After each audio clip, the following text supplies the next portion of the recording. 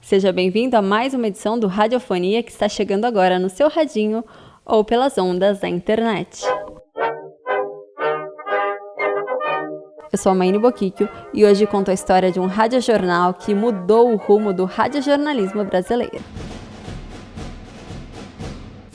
Na década de 40, mais precisamente no dia 3 de abril de 1942, entrou no ar a segunda fase do Jornal Falado do Rádio Brasileiro, o Grande Jornal Falado Tupi, um marco na história do jornalismo, tanto da Tupi como do Brasil. A Rádio Tupi de São Paulo apresenta o Grande Jornal Falado Tupi.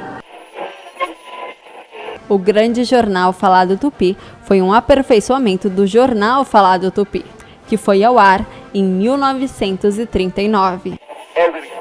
Sexta-feira, 3 de abril de 1942, ano 1, número 1. Pode parecer um pleonasmo um programa de rádio se chamar Jornal Falado, mas é que antes do Grande Jornal Falado Tupi, os noticiários da época traziam a leitura das notícias que eram enviadas pelas agências de notícias. Reiniciada a guerra aérea contra a Inglaterra. Leônidas no São Paulo. O Diamante Negro assinou contrato com o Tricolor por 2 anos. Dentro de poucas horas, a Bulgária romperá hostilidades contra a Rússia.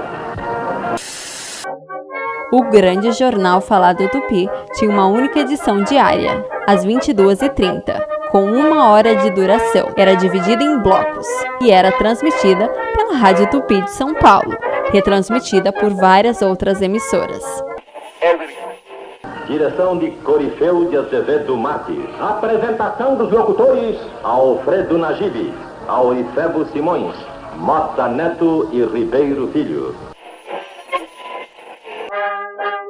O formato apresentado no Grande Jornal Falado Tupi é herança de seu diretor e âncora, Corifeu, que herdou do jornalismo impresso a técnica, separando as notícias por editorias.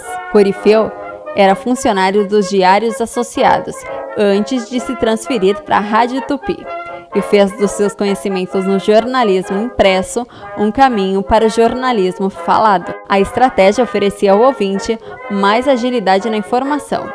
Segundo o próprio Corifeu, o Grande Jornal Falado Tupi era organizado como um jornal impresso.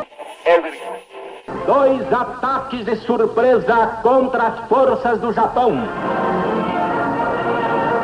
Afundados pelos americanos mais 3 submarinos alemães. Milhões de homens em luta do Polo Ártico ao Mar Negro. A fórmula implantada pelo Grande Jornal Falado Tupi permanece ainda hoje, cerca de 70 anos após o surgimento do noticioso.